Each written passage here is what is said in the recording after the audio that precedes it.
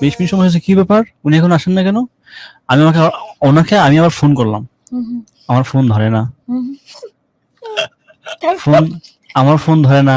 মানে ওই যে আমার প্রিয়তমা আমাকে কেক মেরে এখন চলে যাচ্ছে। কিন্তু এই মুহূর্তে আমি স্মরণ করতেছি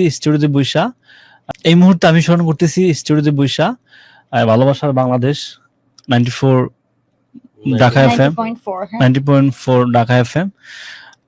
গাজীপুর একজন আঙ্কেল আছে আমার, ওনার নাম হচ্ছে যে মোহাম্মদ হালিম মিয়া। উনি আমার সাথে খুবই একটা মানে মিল ছিল, আন্ডারস্ট্যান্ডিং ভালো। তো ওনাকে যখন বললাম যে আঙ্কেল আমার তো এতগুলো টাকা লাগবে, অস্ট্রেলিয়া যাব, তো আঙ্কেল টাকা দিয়েছিল। উনি বলতেছে যে আঙ্কেল হঠাৎ করে আপনি এতগুলো টাকা নিয়ে কি করবেন, আপনার হাতে 10 মিনিট আছে। হ্যাঁ, আমি বললাম যে কি করব, আপনাকে বলতে হবে। হ্যাঁ, উনি বলছে আমাকে বলতেই হবে, না বললে আমি আপনাকে টাকা দিব না। ওনার কাছে বাধ্য হয়ে বলতে চাইলাম, না বলে টাকা পাচ্ছি না আমি, আর না পাইলে আমার অস্ট্রেলিয়া যাওয়া হচ্ছে না। তো ওনাকে বললাম যে আঙ্কেল এই ব্যাপার, আমি তো পত্র পত্রিকায় সবসময় পড়ি, হঠাৎ করে এভাবে নজর পড়লো, আমি দেখলাম পাত্রী। আমরা তো গল্প জানি। উনি বললো যে আরে আঙ্কেল আপনি কি বলেন, এটা তো মানে সম্ভব না। আমি আমার ড্রাইভারে জিজ্ঞাসা করলাম যে ভাইয়া, উনি বললো যে হ্যাঁ অবশ্যই এটা ঠিক, এটা কারেক্ট। উনি বললো যে এটা অবশ্যই কারেক্ট। আমি বললাম কারেক্ট কিভাবে হয় ভাই, আমার তো বুঝে আসে না, আমিও তো একটু বুঝি। তো ওনার সাথে টাকা নিয়ে নিলাম।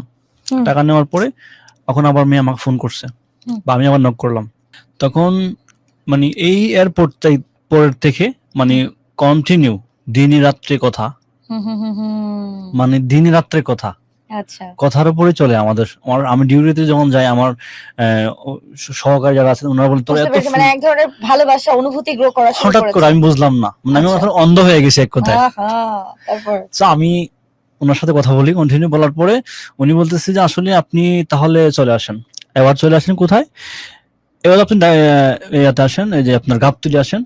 গাবতলী আসার পরে আমি আপনার সাথে দেখা করব, আমি একটা মিটিং আছি। আমি ঠিক আছে, আপনি মিটিং শেষ করে আপনি বের হয়ে আমাকে ফোন করবেন, আমি কিন্তু গাবতলী আছি। উনি বললো ঠিক আছে। তারপর এটা কবে, মানে এই যে এখন আবার আসতেছি, মানে এখন বিয়ে হয়ে যাবে আমাদের, বিয়ে হয়ে যাবে এবং কি অস্ট্রেলিয়া যাওয়ার টান ভাব।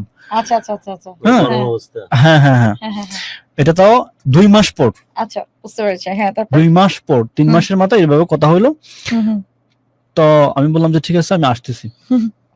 আমি ওই রাত্রে আবার টিকিট কাটলাম হানিফে। এখন টিকিট কাটবো আমি, এখন টিকিটের টাকা আমি তো ওখান থেকে আবার ওই দিনের মানে ওখানে যে টাকা নেমে আসে না না, এটা বলিস না প্লিজ, টাকা নিছস। তো উনি বলতেছে যে আসলে আপনি কি এত কিপটা? আমি বললাম কিপটা বলছো কেন, আমি কিপটা নাকি? আমি যদি কিপটা হইতাম তাহলে কি আমি এত টাকা ম্যানেজ করতাম? তুমি বলো। টিকিটের টাকা নাই, টিকিট টাকা মেয়ে দিল, টাকাটা দিয়ে দিল, এবং টাকাটা আমাকে দাও, নাহলে আমি আসতে পারবো না, নাহলে এখান থেকে টাকা কমে যাবে। কেমনে বলতে পারলে? তখন আমি কি করবো? আচ্ছা আচ্ছা আচ্ছা আচ্ছা, হ্যাঁ। তো ওনার কাছে টাকাটা নিয়ে নিলাম, একটা ছোট টাকা ইনভেস্ট করলো। তারপর ওনার কাছে টাকা নিয়ে আমি চলে গেলাম। টান দিয়ে যা, আমি দেখেছি, প্রমাণ দেখেছি। 750 টাকা টিকিটের দাম আমি দেখলাম, এবং সেখানে পিএনআর নাম্বারে 2020 অর্থাৎ 2020 সালের ঘটনা। টাকা নেওয়ার পরে চলে আসলাম ঢাকা, আবার গাবতলীতে আসলাম। উনি বলতেছে যে আপনি আবার এখন গাবতলীতে কাজপুর চলে আসেন। কেন গাবতলী গেলে আবার কাজপুর আসবি কেন? কাজপুর বিচ তো অন্যদিকে, আবার অন্যদিকে। উনি বলছে আপনি এখানে চলে আসেন। না, এখানে আসা সম্ভব না, আপনি যদি এখানে আসেন, আমি স্ট্যান্ড বাই দাঁড়ায় আছি, আপনি এখানে আসবেন। এটা আবার বলতেছিস? হ্যাঁ, আমি বলতেছি আমি না এখান থেকে ব্যাক করব। আমার মতো বাকি 99% কিন্তু ছুটতো গাজপুর আবার। হ্যাঁ, আমি বলছি আপনি এই মুহূর্তে এখানে আসলে আসবি, না হলে কিন্তু ব্যাক করব। আমি ব্যাক করব। এই শিখ বেটারা, শিওর, আমি শিওর। পাগলের মতো ছেছড়ার মতো যাইতে থাকি, সেগুলো করা যাবে না। যাই হোক, সো উনি আবার এখানে আসলো, তখন বাধ্য হয়ে আসলো। উনি মানে উনি একটা প্রাইভেট কার নিয়ে ওখানে চলে আসলো। আসার পরে উনি বলছে সো আমরা তো আজকে বিয়ে করব, তো আমরা এখন কোর্টে চলে যাই। মানে ফাইনালি টাকা আনা হয়ে গেছে না, আমরা এখন কোর্টে চলে যাই। তো কোর্টে গেলে আমি বলছি হ্যাঁ চলেন তাহলে কোর্টে যাই। উনি ওনাখানে কোর্টে চলে গেলাম। কোথায়? এটা হচ্ছে সদরঘাটে। আচ্ছা, হ্যাঁ, দায়রা জজ কোর্ট, হ্যাঁ, সেটা হচ্ছে সদরঘাটে। হ্যাঁ, সদরঘাটে। আমার সার্টিফিকেট, আমার মানে যা যা লাগে, আইডেন্টিফাই, মানে এই যে এখন আমি অস্ট্রেলিয়া চলে যাচ্ছি, কিন্তু মেয়ে সব করতেছে, আমার সবকিছু ওই করতেছে। উনি বললো যে আমরা 3 তলা চলে যাই। 3 তলা কেন? উনি বলতেছে যে আমাদের এখানে প্রাইভেট লয়ার আছে, মানে ফ্যামিলি করতে পারবে, আমাদের পারিবারিক কাজগুলো আমাদের। আচ্ছা, কোর্টে যাচ্ছিস? হ্যাঁ, গেলি 3 তলা। তো ওখানে গেলাম, যাওয়ার পরে 3 তলায় কিন্তু গেলাম, তিনতলায় গেলাম, তিনতলায় যেয়ে দেখলাম যে একটা রুম ফাঁকা, অবশ্যই কোর্টের লয়ার, এটা সবকিছু ঠিক আছে। যাওয়ার পরে এখানে দেখলাম যে একটা ফাঁকা কোঠা আছে, একজন বৃদ্ধা লোক বসা, পুরুষ মানুষ। উনি আমাকে বললো যে তুমি এখানে বসো, আমি আসতেছি।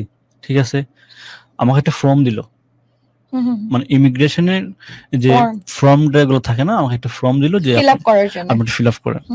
টাকা কিন্তু দেওয়া হয়ে গেছে, টাকা দিয়ে হয়ে গেছে। আচ্ছা তোর আচ্ছা, টাকা দিয়ে দিয়েছিস 20,000? হ্যাঁ, ও আমাকে মানে গাড়িতে বসে গল্প করতে করতে আমরা যখন কোর্টে গেলাম, এর ফাঁক টাইমে যে আমরা গল্প করলাম গাড়িতে বসে বসে, কিভাবে হাত কি। ধরে গল্প করেছেন নাকি? হ্যাঁ, হাত ধরে গল্প, হাত ধরে। একটু পরে বউ হতে যাচ্ছে আপনার, যেহেতু বউ হতে যাচ্ছে, একটু বসাবসি এরকম স্বাভাবিক ভাবে একটু হয়েছে। তারপর টাকা দিয়ে দিলি? হ্যাঁ, টাকাটা 20,000। 20 মিনিট সময় হয়েছে, কি ব্যাপার উনি এখন আসেন না কেন? আমি আবার ফোন করলাম, আমার ফোন ধরে না। আমার ফোন ধরে না, মানে ওই যে আমার প্রিয়তমা আমাকে কেক মেরে এখন চলে যাচ্ছে কিন্তু।